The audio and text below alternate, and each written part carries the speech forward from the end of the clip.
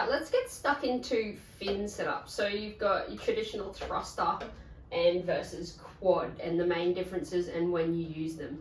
There's a few factors with fins. I know that a lot of people don't play with fins enough. I think they might outgrow boards and try a new shape or try different style of surfboard, you know, mid-length, longboard, shortboards. But I think that really fins is its own world. You've got boards and then you've got fins. So fins is one thing that people could definitely play around with more to understand their own style of surfing and what suits them best. But also different conditions. In the fin world, you've got sizes, which is probably your first go-to thing is your size. What size weight range are you?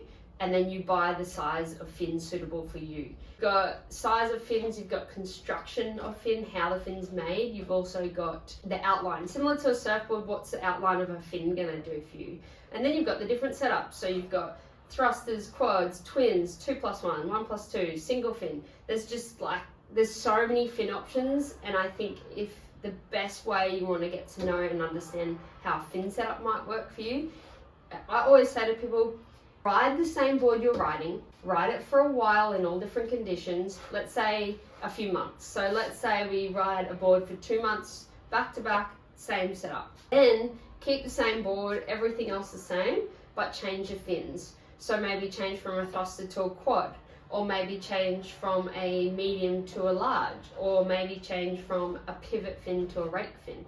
There's so many variables, and I always say just try one thing at a time. Today we're going to talk about thruster versus quad and when you're going to ride the two. So thruster is your traditional setup that a lot of people are going to have, especially when starting out. It's just that versatile setup that can suit everyone. It gives you a lot of stability. It's got even, I guess, placement of where the fins are, which gives you a lot of trust in the board and hold. But then when you want to turn, you can still pivot off this back fin. Obviously, the further your foot goes back, the easier it is to pivot.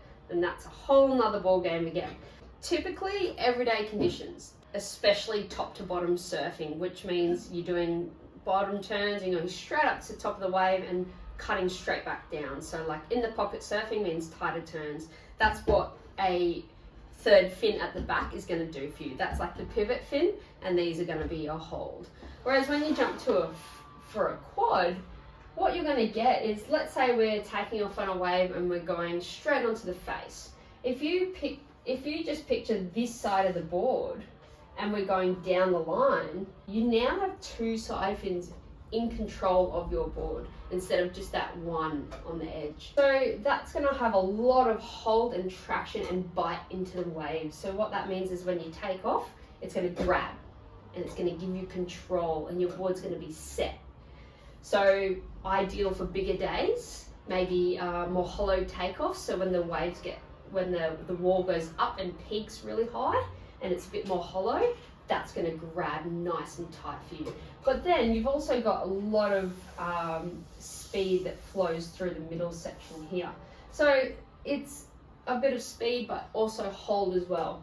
Now rail to rail, it's not going to be as smooth because obviously if you're going to go rail to rail, bottom turn, top turn, you've got a lot of fin here that you've got to pivot and you've got to push that into the water. So ideal for top to bottom turning, rail to rail surfing, thruster. Maybe for quad, just your bigger days or more holidays where you need a bit more trust in your board so it doesn't slide out on a bigger day.